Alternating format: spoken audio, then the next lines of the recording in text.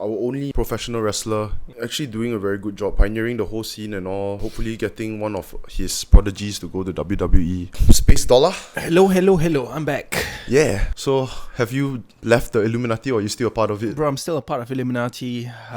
These people have been bothering me a lot. They've been contacting me, trying to suck my dick.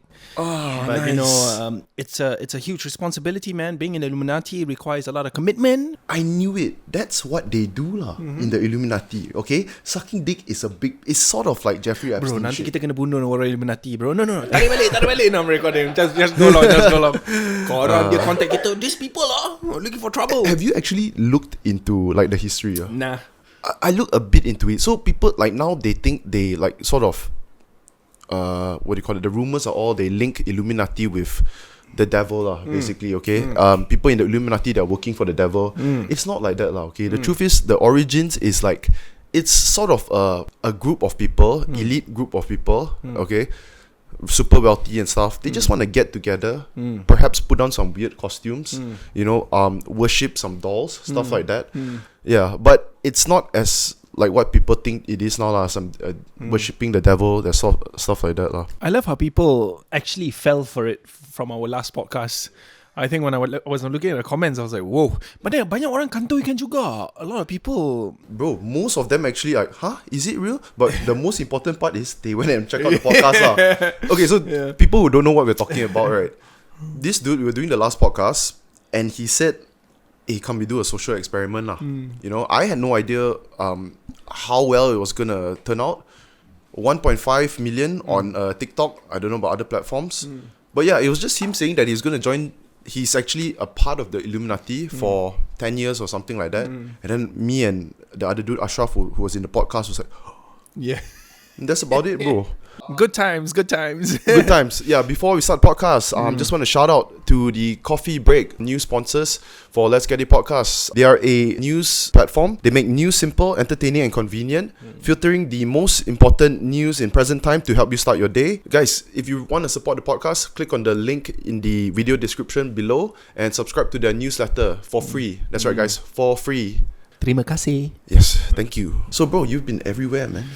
Yeah, I think since we met last time, we've had quite an evolution in our career and our exposure and our brand. Macam last time when I met you, I was still in the phase of trying to figure out how to monetize the channel, how to do this and that. But now I think we've gotten a strong grasp of it already. You did not have Nora here. Not when I had the last podcast. Yeah, now we have Nora. We have a PA now.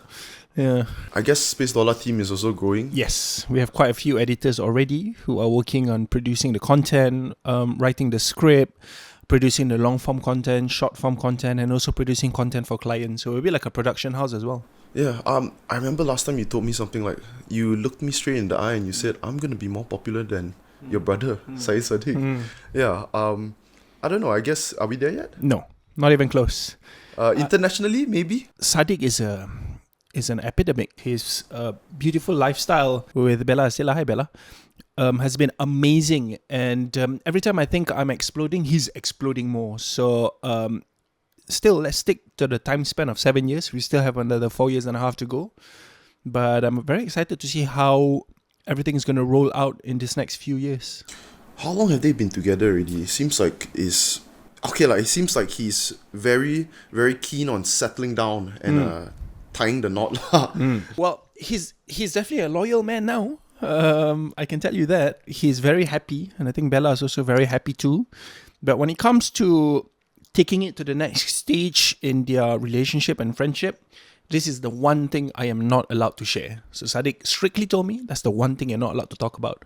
So sure, bro. Dude, I saw you at the Sunset Jam. Yeah. Yeah, KJ. Yeah. You went there to support, is it? No, we produce content for Kopiku. Oh, okay. Yeah. Remember, bro, I'm the one guy that will go down in history. Hopefully, KJ becomes a PM one day. And I really like this guy now. I'm the one guy in history that has slapped KJ on a video. You see, right, bro? I'm sorry, I missed that video. Hey, Vishnu, do you mind? Yeah, I wanna have a look. Yeah, it's quite epic. Yeah. How hard of a slap are we talking, lah? It was fun. It was with a tortilla though. Huh? It was with a tortilla. Tortilla chip. Yeah. Yeah, I saw KJ do a boxing match with Saiful American. Yeah, he's I think he's the owner of American Muay Thai gym. Yeah. Yeah.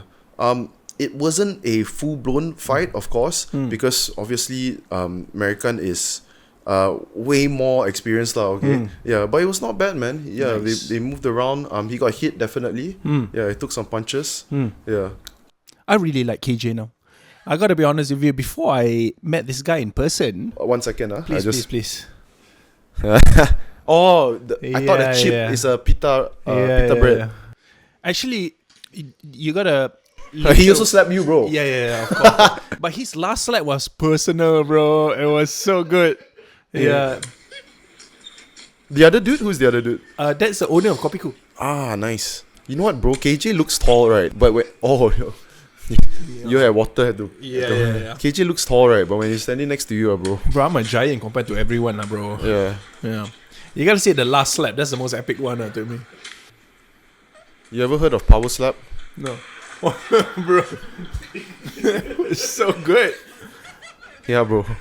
Yeah, and I have to say, after knowing KJ in person, I really like this guy. I think he's so cool. Beyond his politics and whatever people portray of him as a person, this guy is super cool, super chill. Yeah. I think that's what majority of people's perception of him. You know, he's a cool, chill guy. Yeah. Any idea if he's gonna get back into politics? I hope he something? does. I hope he does. Every time, like, I ask someone about KJ, they'll tell me that he wants to PPM and he's definitely going to get back. But from his side, he hasn't said any news or updates about it. He didn't say it to me too, but I would love to support this guy. I mean, actually, to be honest, as an entrepreneur now, we can't really work with any party. We cannot side with any politics, and it's better that way.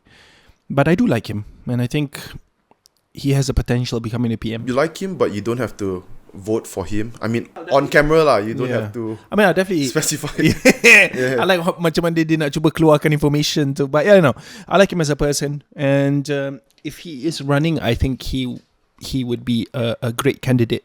Yeah. Yeah, bro. Hey, you see, last time we did the podcast, right? You only shared about your background. I guess this was post high school and all right? And then you had a troubled past. Yeah, but let's talk about before that, man. How were you like growing up, man, as a kid? I was a rascal, bro.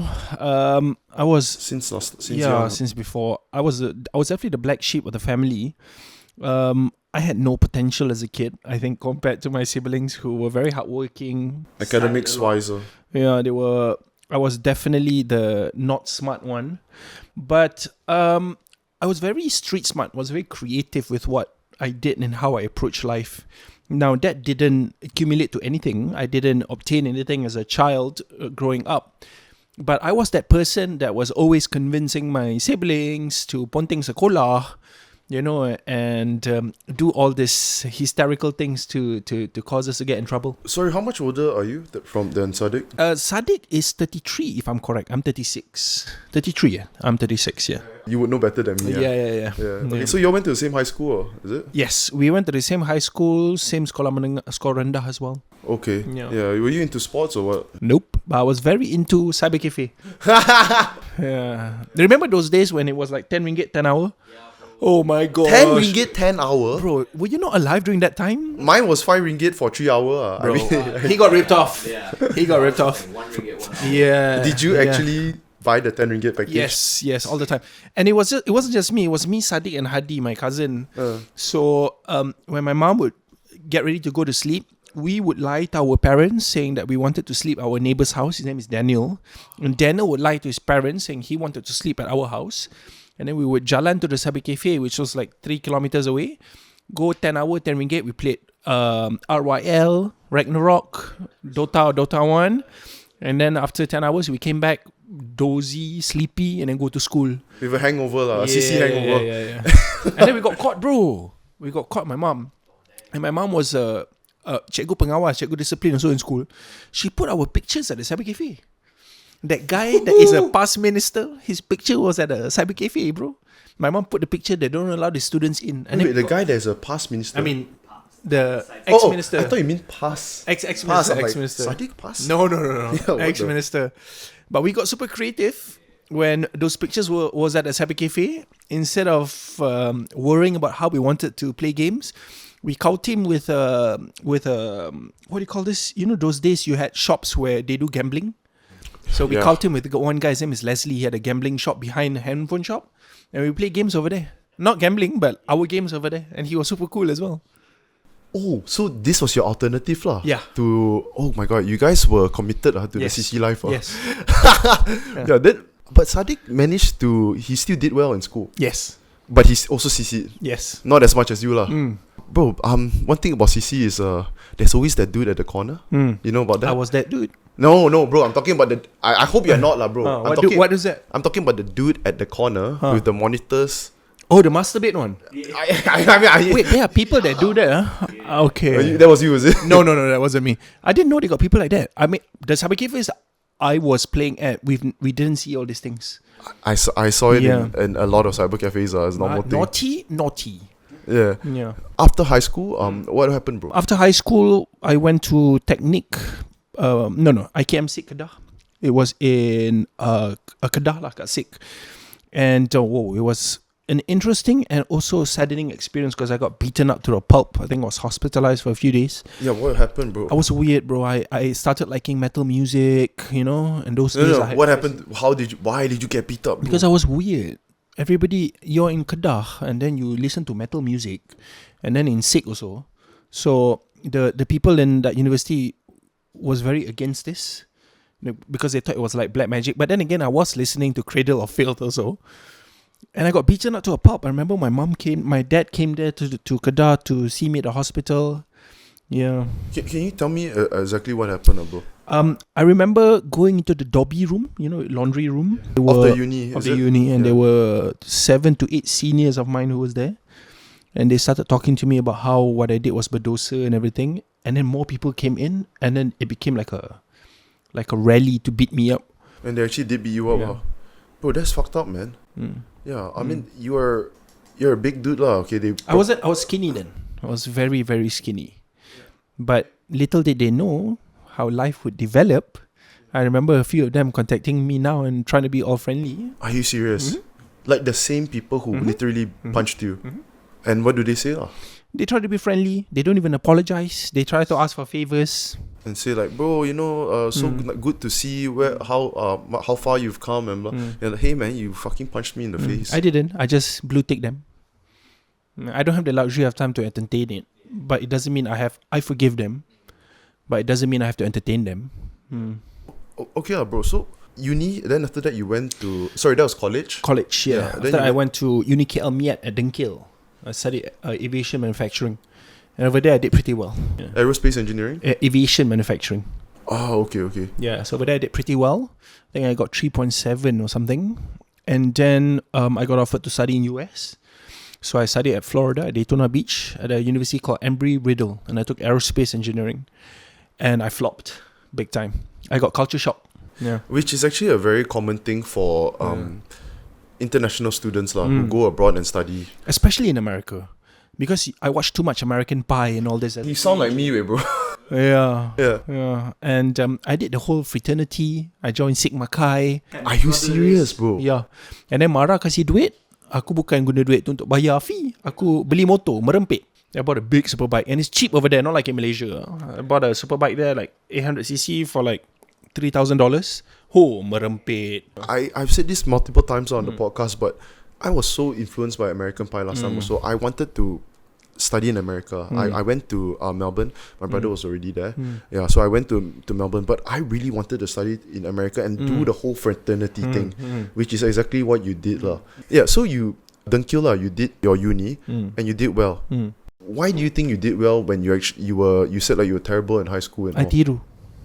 Oh, I expected something like I found something that I'm passionate about, something I actually have interest in. Nope.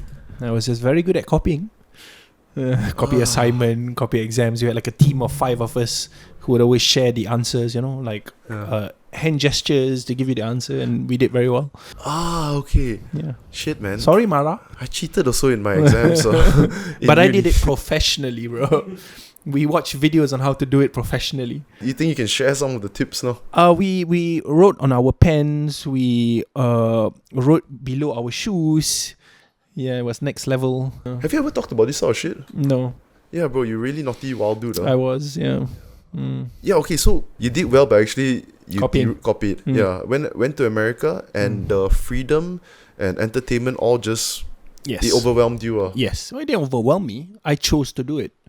I think I had the opportunity to study hard, and when usually when a Malaysian would study abroad, they would mix with the Malaysian students. I did the complete opposite. 100%. Yeah, I mixed with the American students, and the house that I lived in was with an amazing bunch of people. It was Justin, Keith, and this one female housemate. She was a stripper. Oh my gosh, she was so cool. Yeah, she was the coolest human being on earth. Let me tell you, she's a fighter jet pilot Now, in the university as well, and she's a 4-flat student, bro. 4-flat student. Monday to Friday, study to be a pilot jet, a fighter pilot. Friday, Saturday, Sunday, go to Vegas to strip. And she made about $12,000 to $16,000 a week.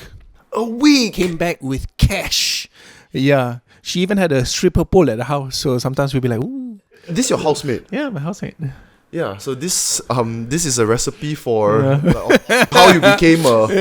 Yeah, okay. Yeah. Oh, fuck, But bro. my passion and my interest in space started while I was in America. Not because of what I studied, but because my housemates was like, hey bro, there's going to be a rocket launch very soon. Let's go check it out, because Florida was where it was all at before. So when I saw it in front of my eyes for the first time, it humbled me to the core. And when you see a rocket lift off and you feel the earth shaking, you realize, man, we are so tiny in the vastness of the universe. So my interest in my content and everything came after that. Then I started reading, educating myself about space. Then I learned all by myself, not by the university. I mean, in university, you guys do touch on that, but just No, on the... not at all, aerospace engineering was I thought I was going to be studying about space. What a load of dog shit. It was all just really? engineering. Oh, okay. Nothing to do with space. Yeah. Oh, okay. It's the airplane craft, like how Yeah. you're gonna fix it Yeah. and that type Yeah. of shit, lah. Okay. Yeah, and did you manage to graduate? No. I don't know. I lasted till Sem 4. Mana boleh. I was only getting like 1.2, 1.3 semester, 1.2 pointer every semester. When Mara said that, like, you come back home. Oh, okay. So after 2 years, then you came back. back, lah. Fuck, man. You must have been like devastated lah that you had to leave. Nah. You're okay with coming back? Yeah, I was okay. Okay. Yeah. What happened after you came back, bro? I came back, I applied for a lot of odd jobs, and then I got one very cool job. I became a crew for Emirates Airlines. I think that was Cabin crew. yeah, that was probably the best job I've ever had in my life, because I was living in Dubai. I was being able to travel the world, and then I was seeing so many new things, and Dubai was fantastic. And then COVID happened, came back, and then Bro, let me ask you something about please. cabin crew, man. Because I've asked a couple of people about this who did cabin crew before on the podcast. I think some of them gave me the safe answer. What was the safe answer? Because I told him, I said, like, I have a couple of friends in Air Asia. Yeah, and they were telling me, like, the hookup culture is a very, very normal thing in cabin crew life. Yeah, he was talking about how, you fly on the plane. Most of the time there's more females than there's more stewardess than stewards. That's just how cabin crew is. Sometimes it's half lah. Yeah, and you go to a place where you're supposed to stay there for maybe 1-2 days. International flights if you're flying far away. Yeah, you stay a couple of days, and then what do you do there? Your job is already done flying in the air. So they chill and they party, and he said he's seen a lot of married people cheating, this stuff like that. Is that true, bro? I mean, partying, yeah, we do it. We have groups where sometimes you would be like, hey, let's group up and do this. But most of the time, everyone's just exhausted. Is it serious? Yeah, because if you Emirates specifically, 85% of flights are layovers. Air Asia, 85% are turnarounds. So you're like a zombie. But when you have a lot of layovers, it may sound nice, yeah, you get to enjoy yourself travel, but most of the layovers are extremely long flights. Like if you fly to US, 21 hours, bro, you'll be dead. By the time you arrive the hotel, you pass out. There was a few of this hookup culture, but it wasn't as crazy as what I thought when I first arrived in Emirates. Yeah, some of them were sketchy. I remember there was this one purser on the flight, and she told me my iron in my hotel rosak. I'm like, you could have called the receptionist to get a new iron.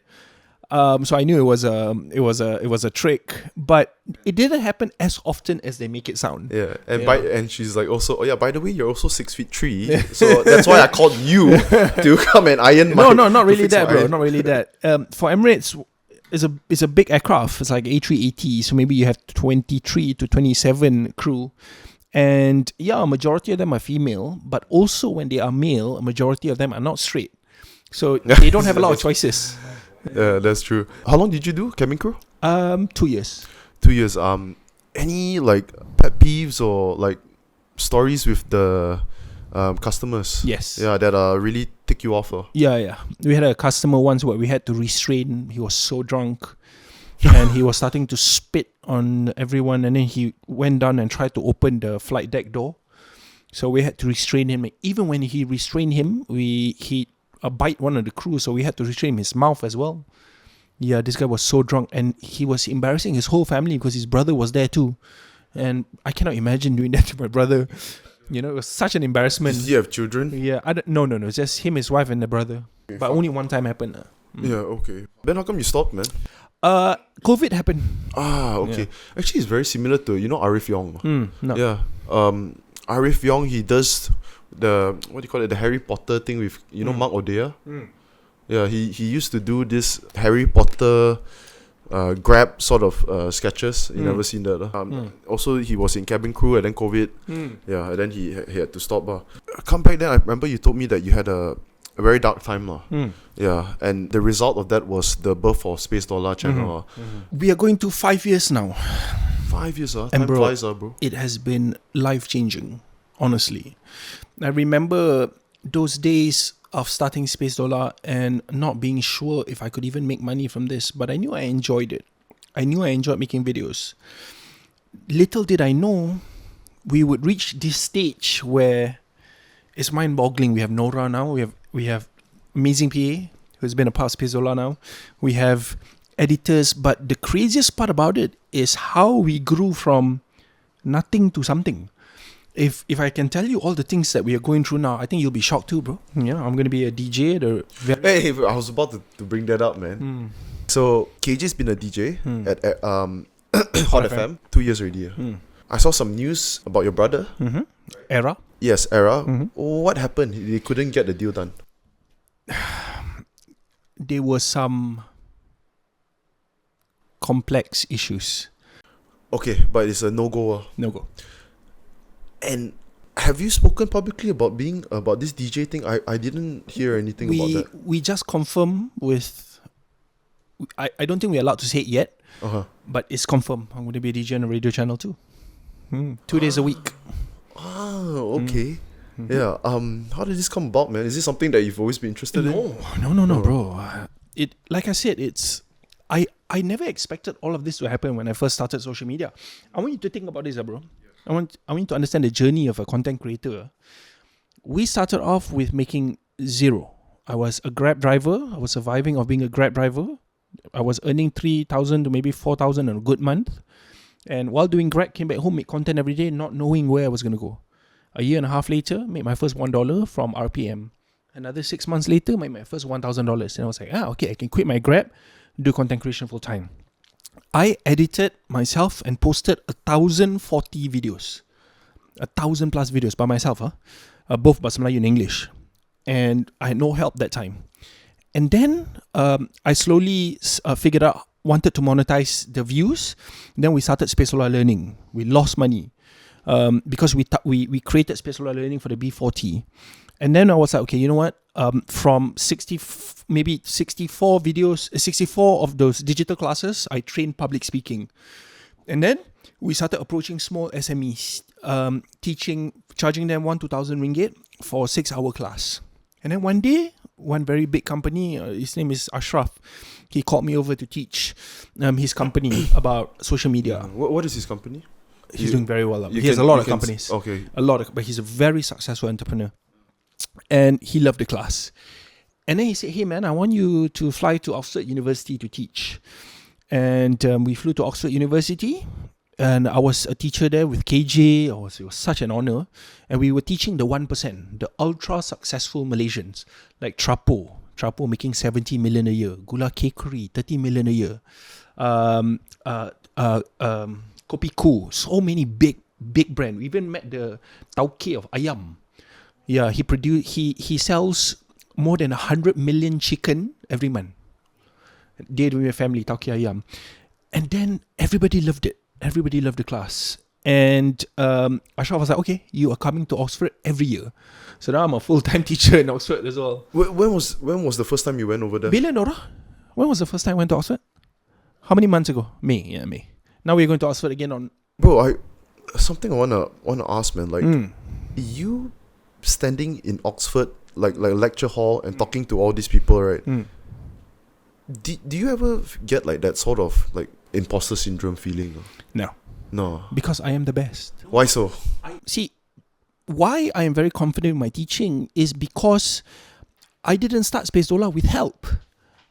And if I started Spacedollah without help and I can garner 500 million views a month now, if I can do that, if you are a big company and you have money and you're not getting those numbers, you're not doing it correctly. So why these big companies trust us is because we built it from scratch. We learned from making mistake, and we didn't start with Spacedollah. We started with True Dollar, gagal. Then we went to gaming, gagal. So we started by making a shit ton of mistakes. And if I'm one guy and I'm able to do this, what are you doing? You're doing it wrong. So yeah, it just excelled from there. And then after the Oxford, came back to Malaysia, bro, life-changing. That's when we realized it can turn into a real business. And then I had one class once where we teach 6,000 people in a hall. Where was this, bro? Yeah, just 2 months ago. 6,000 people in one hall, bro. Oh. And if you ask me, I had no idea all this was going to happen when I first started. I had no clue it would reach this stage. No clue. Yeah, I tell you something like you said you edited 1,000 videos, right?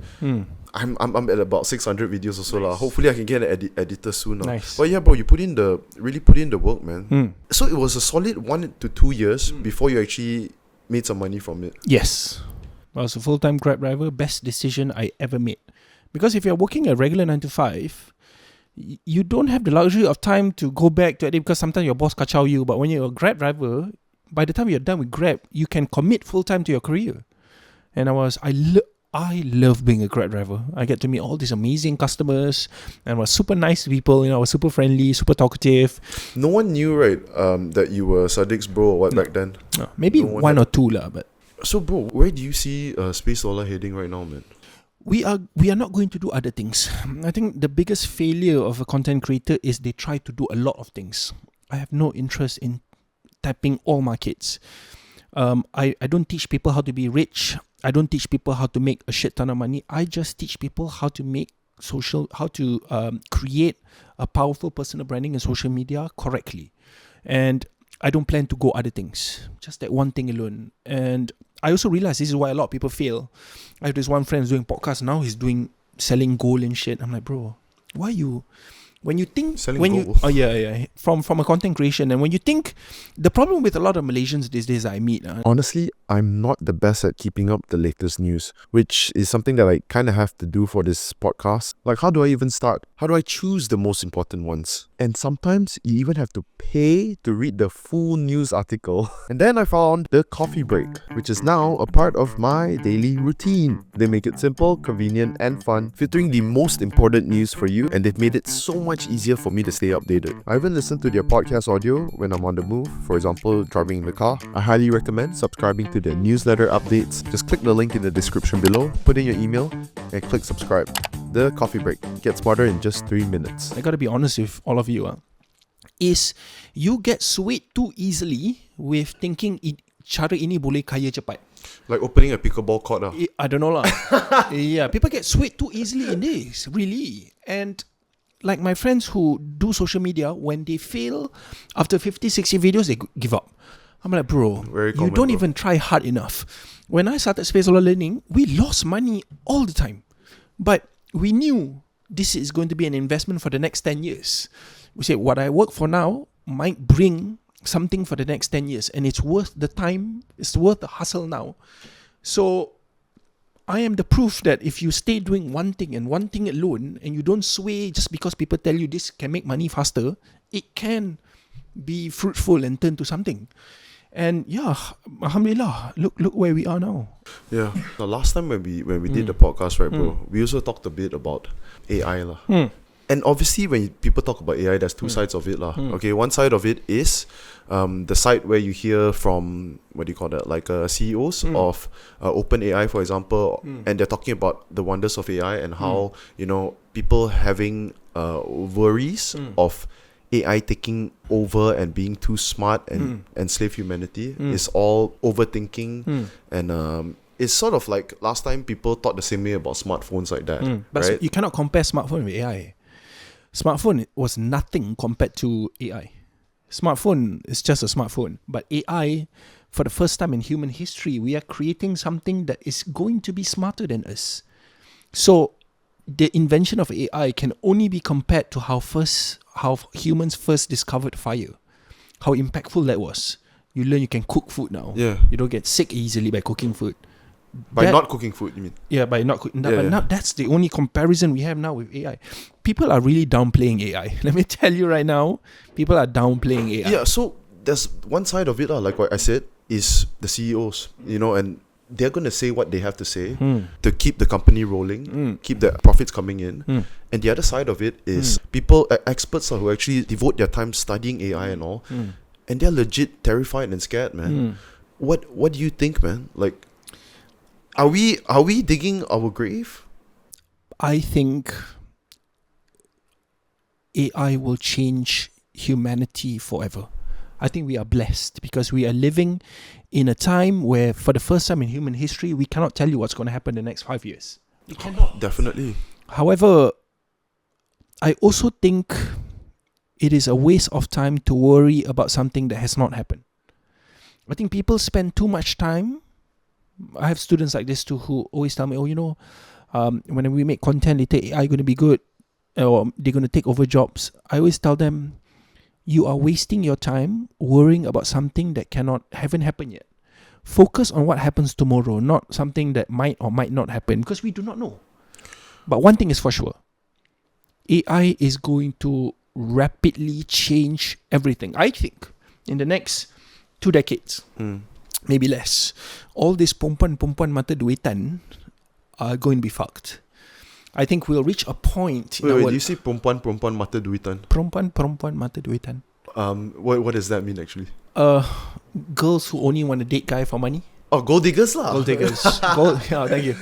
I think gold diggers will be fucked because we will reach a point of AI where humanoid robots will be so ultra realistic that why would you want to marry a girl when you can get a humanoid robot with extremely good looks that takes care of you? I mean, it works the same way for women too. But then you'd have a choice. And then they will start complaining. Now you go chase for all this now. But these AI robots will only improve, can be upgraded, will look stunning. Then will come a time where racism will be very different. Now racism based on skin color and religion, right? In the future, it'll be AI versus all humans. And there's going to be that section of people who do not want to indulge in humanoids. They'll be like hippies later. Yeah. They'll be like hippies. Yeah, it's sort of like Amish people. There are people who are living in today, they're a small community. They don't use electricity at all because it's sort of like they think electricity is it leads to all the hippies. The evils in the world. Yeah. I've a question to you. If you reach that stage where a humanoid robot become ultra beautiful, takes care of you like the best wife in the world, would you marry a human? I won't. Yeah. No, but since we're talking about this, okay.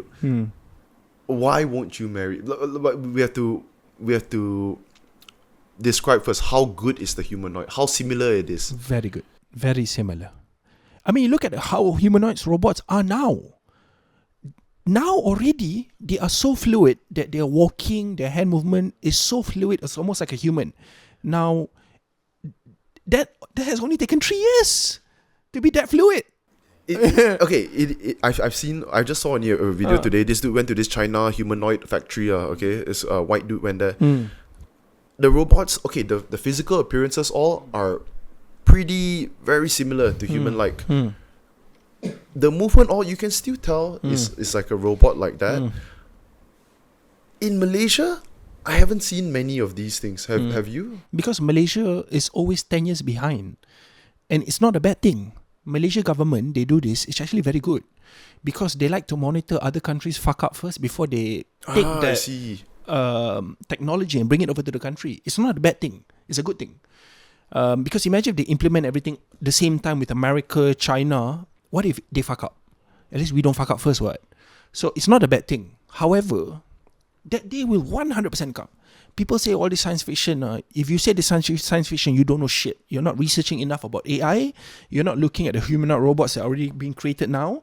The one that they see in China, that is shit. That is shit. Where is the leading robotics? Banyak. There's many.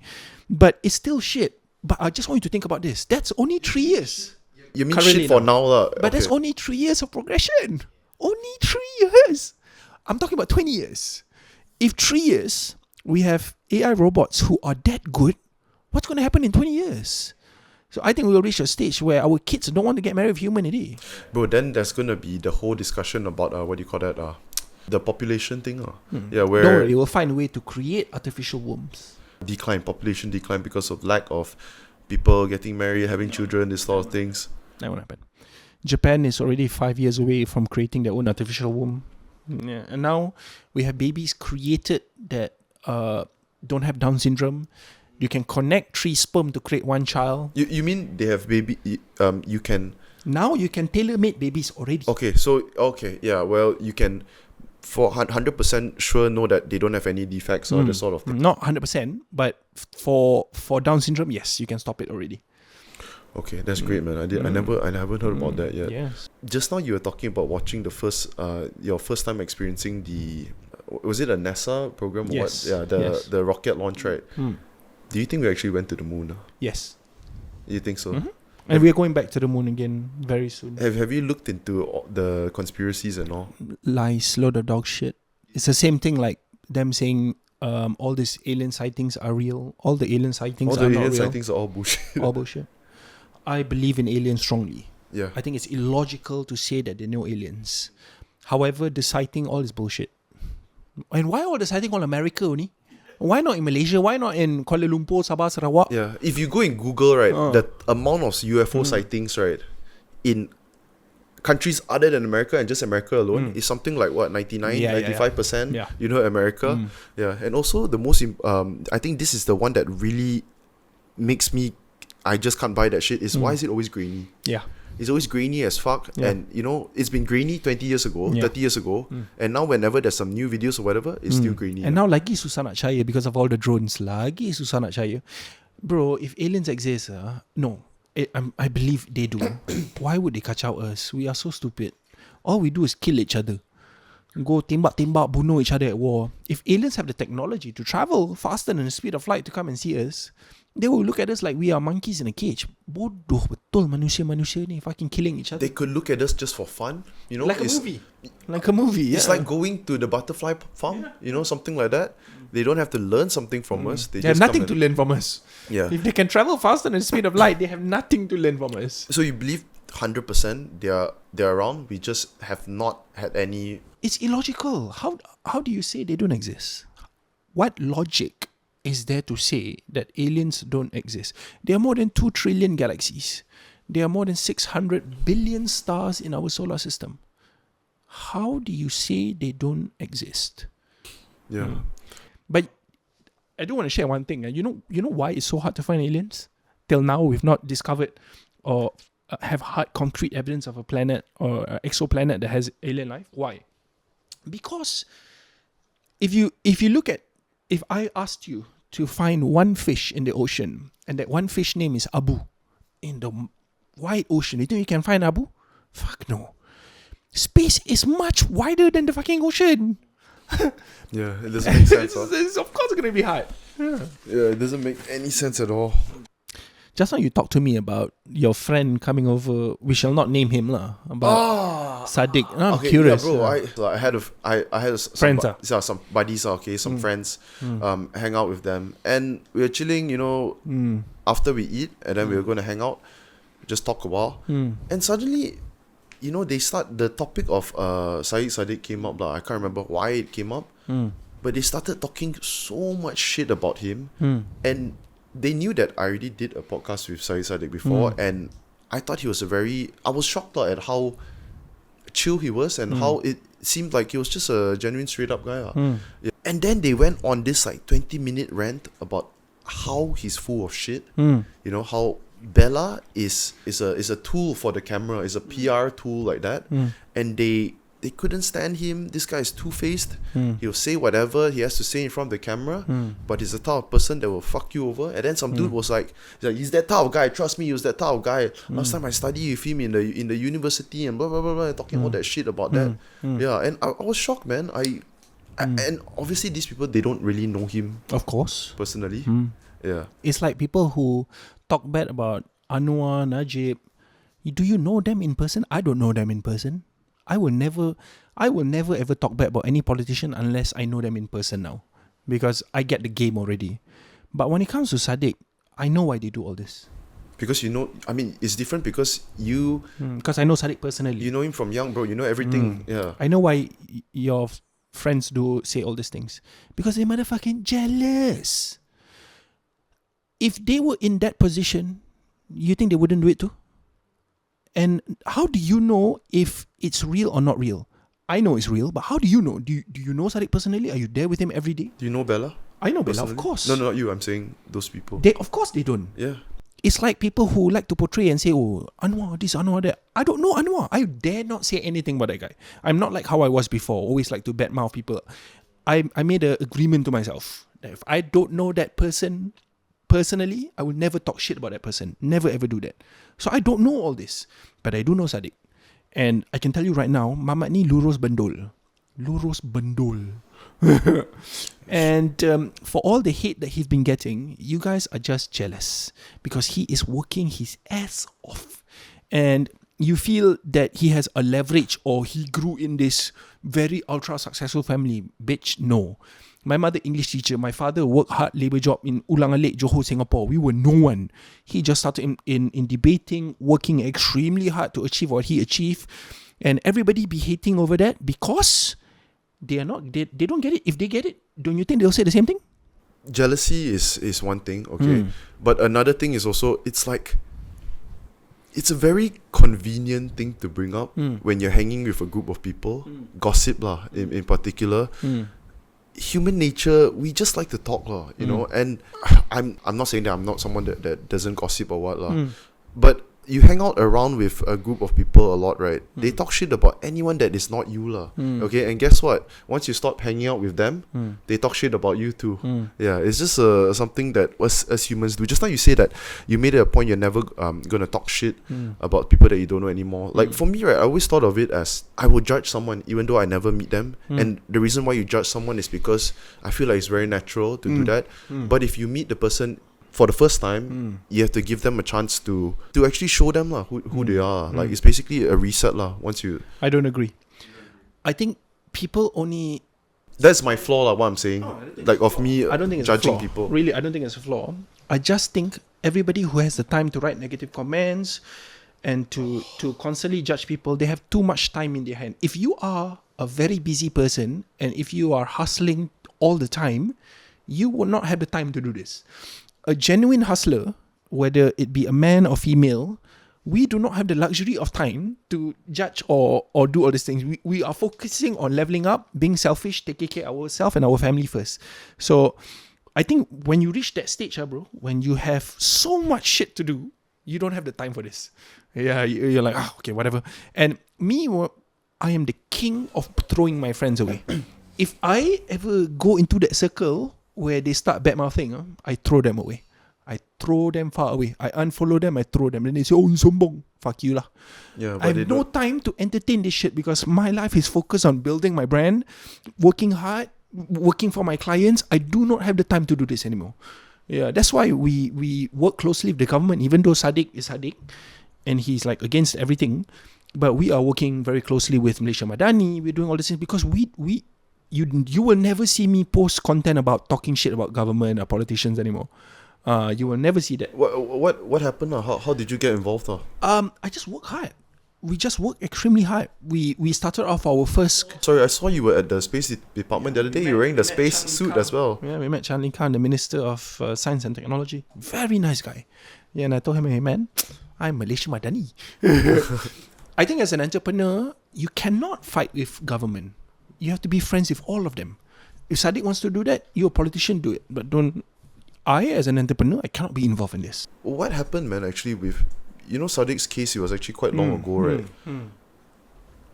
I think when it first came out, like they were saying like, oh, his sentences is gonna be rotan lah and all that, and then only 2-3 years, not 2-3 years, a year plus later, and then they went to court, and then now he won the case. He won like 200,000 unanimously. Yeah. Yeah. What were your thoughts actually when the whole thing was going on before that? I don't know the details of the court case. I don't follow up in this, but I do know he's not a thief. That's what I know. But when it comes to the raw details, I cannot even answer it. I don't have the time to go through it. Yeah. Do you think he was framed? Then he was. Yes. He had to be. Yes. Because he's on, bro. Didn't he lose? But you think if he's not honest, I would do Grab. Bro, let me tell you something, bro. Okay, tell me. I was the typical Malay guy. When I came back from America, I tried to leverage off his success. I was a leech. I was a genuine leech to my brother. I remember working for a company, and then this company was like, you get your brother to sign this, you can make hundreds of millions of ringgit. Oh, I could try. I would approach him, set meetings with him, convince my parents to convince him to sign it, all this shit. I'm like, oh, we can make money. Tell him like, I'll give you some of it too. Bro, I tried everything. Not once did he agree. Not once. Yeah. I think the best decision that Saddiq made, that I am forever grateful because I love him so much now and I think he's the best brother in the world. The best decision he made to me was to not help me. Because if he did, I would have been lazy and reliant on him. Honestly. Imagine if I ask him money, he give me. Imagine if I want to start YouTube. That time, remember I told you I proposal and he gave me. I would have been fucking lazy, bro. Yeah. I would always rely on him. So I think the best decision he made was to not help me, that allowed me to become a man. Because I was a child. I was a bum. But when he said no, then I realized, okay, nobody's going to fucking help me. You gotta work hard. Do it yourself. Yeah. So all these fucking haters, you don't know shit. And I remember also last time you were saying, bro, you actually tried to go for some politics stuff and all. I only joined UMNO because I thought it was a quick way to be rich.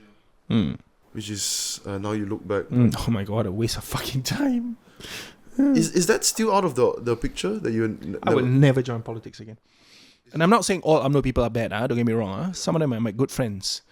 But I joined politics before because I thought it was a quick way to make a quick buck. Yeah, that's being very honest, bro. Why would I want to lie? I don't have the time to acha like the most saint person in the world. I make mistakes too. I'm allowed to make mistakes. I always tell people, bro, if you're having problems, or if you're having stress, or if you're thinking everything sucks, zoom out. Your problems mean shit in the vastness of the universe. I always say that to people. You think you're having a bad day? Zoom out. Yeah, then you start to realize your problems mean shit. You know, everything that you're facing on Earth is nothing. I mean, there are genocides going on, bro. Yeah. Oh, bro, you know everything that's happening around the world? Yeah. You know what's a viral social experiment? What? I'm just kidding, but you just say that you're a Zionist. No, I'll never do that. Yeah, but do you know everything happening around the world right now? Everything going on around the world right now, we are still living in the safest of times. Let me tell you right now. I have friends coming up to me and telling me, "Oh, hari kiamat dah dekat. End of days coming. Judgment day is coming." Bitch, if you were alive during World War II, World War I, the Black Plague, that felt like Judgment Day. The Spanish flu. We are living in the safest time. But one thing that has not changed, humanity loves to complain. We always think tukar government, our life become good. We always think tukar government, our life become, all make money, all become rich. Has anything changed? Bruh, Genghis Khan, right? Mongol leader in the 13th century, if I'm not mistaken, right? Dude was wiping out 70% of the whole world's population, just wiping them out. I can't remember what's the reason, but I assume is to gain power lah. Yeah, but bro, there's wars going on right now, but back then we were talking about wiping up 70% of the population, bro. So it is way more dangerous lah. I remember I went to a podcast and then Yusuf, and he told me, Hari Kiamat dah dekat and everything. I'm like, bro. Why did he say that? He's a very religious podcaster. And I tell him, bro, we are living in the safest times. Because humanity, humans in general, do you know? Tell me, sorry, you say. 70 years ago, our grandparents don't even have hot water. Now we have the luxury of fucking hot water. It's not grandparents, bro, my parents. Yeah, there you go. Don't even have hot water. Yet we want to complain. I always tell people, you waste too much time complaining, but you don't do shit. You remind me of me before. I was like that before. I mean, yeah, we are resilient though. We didn't have hot water back then, but people didn't even think about having, like, they just bathe like normal lah. You just feel cold, but then you get used to it lah. Yeah, and then now people take ice baths for fun, bro. You do that a lot, huh? I do that, bro. I do it because I work out every day, okay, and my problem is I don't rest when my body tells me to, because I have this thing where I need to burn enough calories so I can keep eating like how I eat. I don't want to gain weight. I'm vain like in that sense. I take the ice bath because I know for a fact it helps. If it doesn't help, why would so many elite athletes do that? They put it in their Saddiq, bro. Remember when he did Langkamoa, right? I think it took him 4 days, is it, or what? Yeah, to run from Johor to the parliament. He told me his routine was he would run 2 times in a day. Right after the run, get packs of ice. They got a portable ice tub, and straight to a hot shower and I don't know how many hours nap. And then he would do his session at night. Saddiq is a Transformers, bro. I don't think... You run now, right, bro? Yeah, but not his level. Let me tell you his schedule for those who are curious. I'm curious. Yeah. He wakes up at about 4:30 to 5 a.m. in the morning, runs 25 kilometers, go to work, get everything done, sleep at 9 p.m. Don't drink, don't smoke. Workaholic. Yeah, you told me about a friend before. I don't know him personally to say this, but I know Saddiq, he does that. How? Baffles me. I run 5-6 kilometers, I'm ready, okay, done for the day. The dude fucking 25 kilometers, like it's nothing. And he don't run and then walk, like me, I run 300-400 meters and then walk a bit and then walk. The dude just run. Yeah. Yeah, that's why he goes for Ironman and shit. Yeah. And it also explains why people are afraid, why politicians are afraid of him. Because the mental toughness. When you have a person with that sort of brain, it's scary. It is, bro. Yeah. It is a dirty world, politics. Remember he did the Desaru, his marathon thing, and then people were all talking shit, saying he cheat and all that stuff like that. Yeah, but for them, I mean, maybe because they can't brain the fact that he plays so well in running. Yeah, would you ever think about doing like this style of marathons? Can't. It's just I never say what I can or cannot. We don't know. I remember 2 years ago I always say I hated being an entrepreneur, but now I love it. So I don't know. Have you heard of High Rocks and Red Line? No. High Rocks is this thing now, like people are doing like it's sort of like CrossFit shit. They'll do those sled pulls,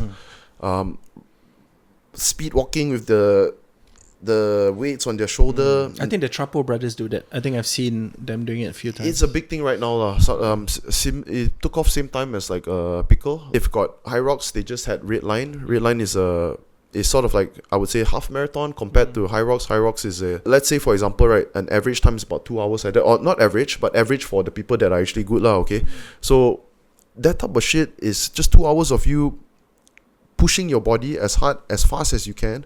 I'm sure there's a lot of injuries and all that. It's gonna come eventually, yeah. But this type of shit doesn't interest you. But I'm a bit antisocial when it comes to fitness. Why? You want to do it yourself? I don't like.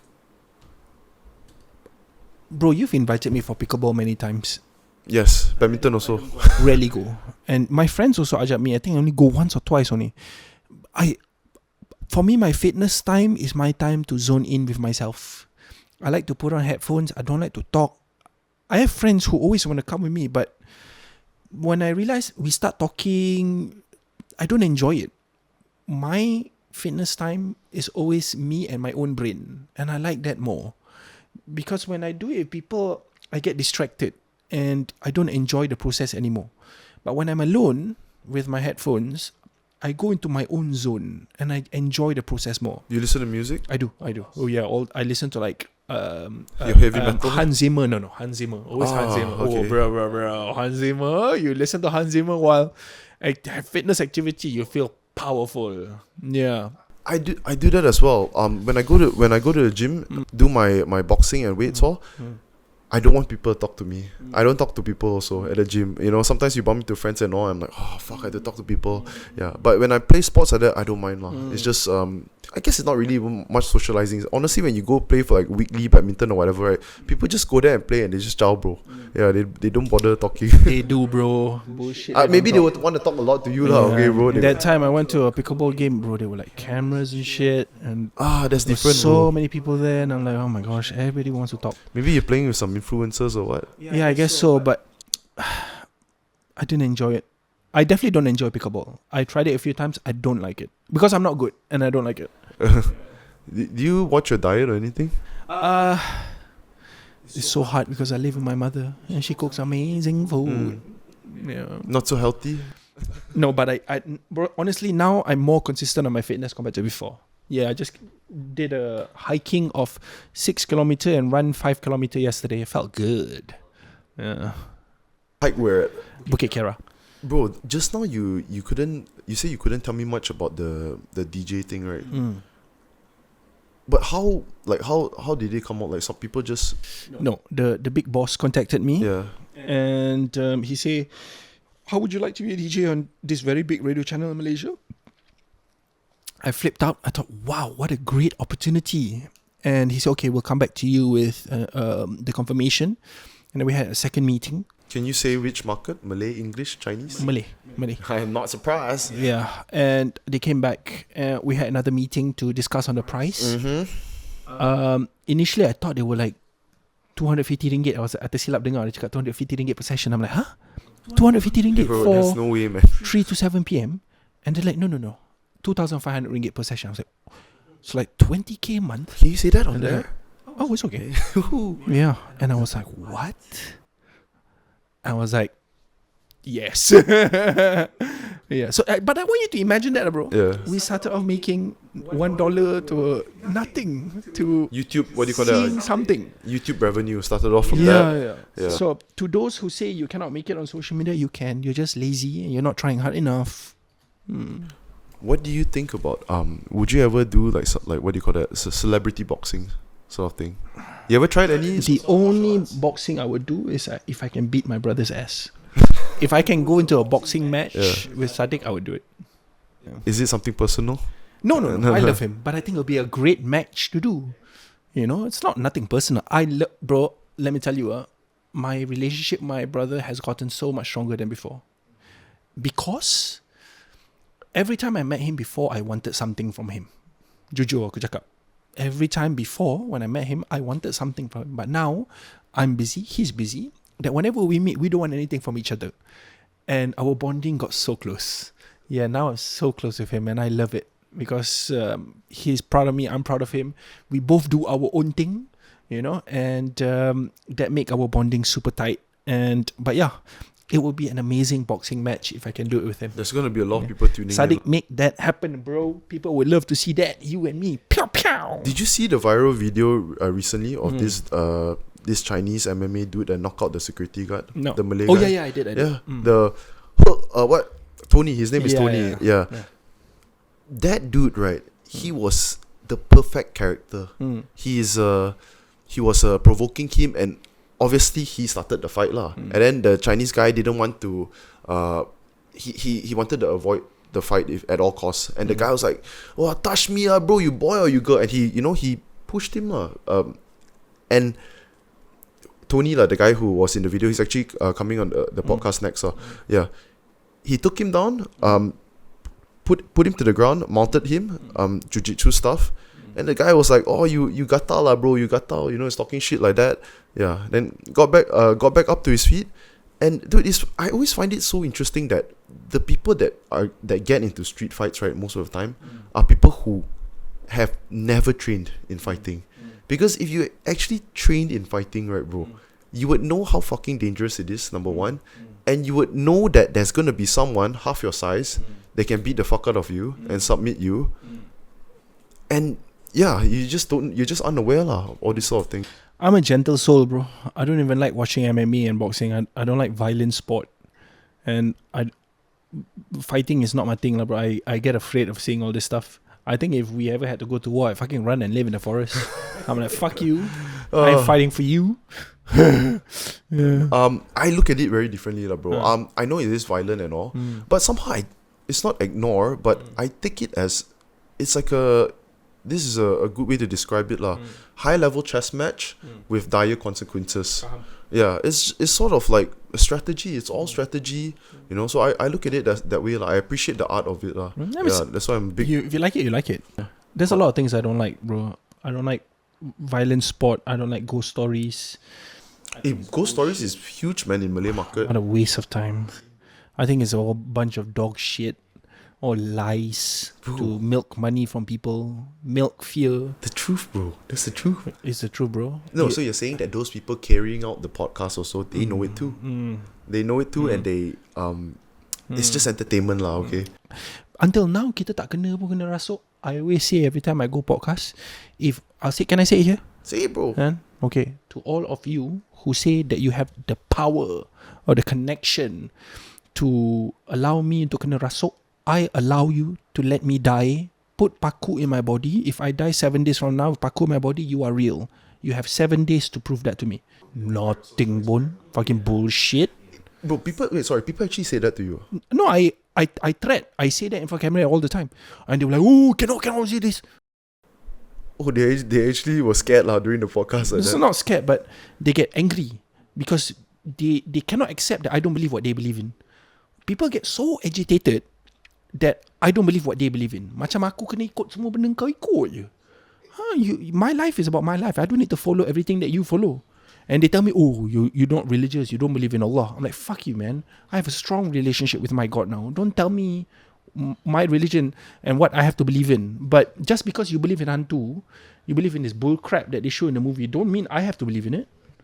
That is also, it's like, there's a big difference in people who keep religion to between them and God and people who are super vocal about it. Aku rasa people are fucking up religion.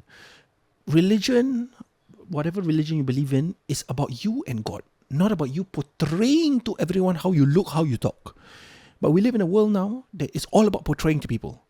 We have forgotten relationship between God is between you and God. You take care of your relationship with God, not telling other people, the world and everything. But I think people fuck it up too much now. And I don't follow these things. For me, I don't even need to tell you. My relationship with my God is my relationship with my God. I don't need to tell you. I don't need to talk to you. I don't need to look like you. I have this friend, right? We hang out with him, go badminton. The other day, so he goes for those, they call it cell groups. Cell groups? Malays or Muslims, they all have cell groups. It's like a weekly gathering. They group with their a group of people from their church. Then they hang out and they play games. Yeah, not necessarily all about praying or whatever. So he goes for cell groups. Then I asked him like, oh, how is it like? The first thing he tell me is like, bro, I tell you, these fucking people at the church, I tell you, they're all two-faced and they love to talk shit. They gossip the most about other people. And I'm like, hey, bro, I mean, not all of them, of course. There's gonna be a couple that are like that. And he's like, yeah, of course that's true, but the ones that are very actively climbing the social hierarchy in their religious institution, they are the ones that are the most judgmental people. I don't know this lah. This one I tak tahu, and I will not say something that I don't know. Never had this, never seen this. I'm not saying as a particular region, bro. I think this just tends to happen, man, because I don't waste my time busybody with these things lah, bro. If they want to do it, go ahead and do it lah. But I don't have the time for this. Yeah, I don't have the luxury or time to focus on other people's problem and other people's religion. That's your religion and your God. You worry about it. I just think about me, je. One of the biggest reasons are that us humans have fights and wars and all. Yes. Yeah, which is just a very sad part. Yes, 100%. Bro, because it's like one so let's say if you're a non-believer, okay, and you don't have any beliefs, another portion, right, who, let's say if you're very firm and you're a strong believer, the problem starts when you impose your beliefs on others, and you want them to believe the exact same thing instead of having the freedom, I would say, of belief, which I think is very important. Yeah. It's also a big part of the reason of like what's going on in Israel and Palestine. What the fuck's happening now, bro? I mean, they've completely fucked up Gaza already. Zionists are barbaric. But people also like to compare the Zionists to the Jews. Jews are not like that, bro. I have some Jews friends who are very against what is happening in Israel. So the Zionists are not the Jews. Do not. I think the Jews are quite peaceful people, you know. But the Zionists is like a whole different ball game. Hey, but bro, it's the exact same as people want to associate terrorists with Muslims. Yeah, I know. It's the exact same shit, bro. Because in their mind, they think of terrorists as people who are Arabs, and then they'll go crazy. And then So when a white guy shoots a bunch of people, they're not considered terrorists. But when a Muslim guy does it, immediately a terrorist. when a white guy shoots, No. They are crazy people. They always be called as crazy people, mentally ill. But when a Muslim shoots, they are considered terrorists. Both are wrong. But why do you classify one as a terrorist, another one as a mentally ill person? Yeah. Welcome to the world of media. I don't know, man. You hear experts and all talk about it, right? They don't think it's gonna end anytime soon, the war in the Middle East. But I don't know what else are they gonna do. They already wiped up 70%. It's a land grab, bro. It has nothing to do with Palestine. It has nothing to do with. I mean, it has nothing to do with the people in Gaza. It has nothing to do with Hamas. Hamas is the main talking point. It's just it's obvious. It's just a land grab, but they are becoming the monsters that was treating them before. So don't play the saint card. I'll tell you one thing. Israel have damaged their reputation completely now. Completely. You know, and you could have played it safe. You could have done different things, but you decided to make everyone hate you. Like, that's not a smart move. Bro, imagine if so our time, right, we learn about biggest genocide in modern history. We talk about Nazi Germany. In the next generation, they're going to be talking about Palestine. Yep. Yeah, and that's not too far from here, bro. Yep. And it's crazy that we're witnessing all of it in HD right now. Yep. What a time to live in. Yeah. Ya Allah. Please help them. Is what I would say. Okay, bro, I asked a last one. Please. Yeah. I don't know whether I asked you this last time. Ask. Advice to 18-year-old Spacedollah. Wow. What a great question. Never had that before. Let me think. Wait.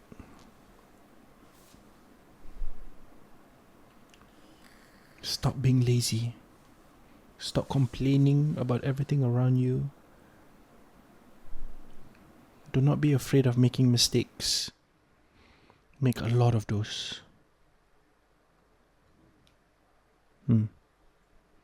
That is a great question. Damn. When you were in high school, before you went to aerospace engineering and all, what did you actually think that you're going to be? Or you actually had no plan? And a lot of things I wanted to be. It just shifted and changed from time to time. But nothing stick. I definitely didn't see this happening lah. But I'm glad it did. I wake up every day in the morning and I look at myself in the mirror and I say to myself, this man is going to change the world.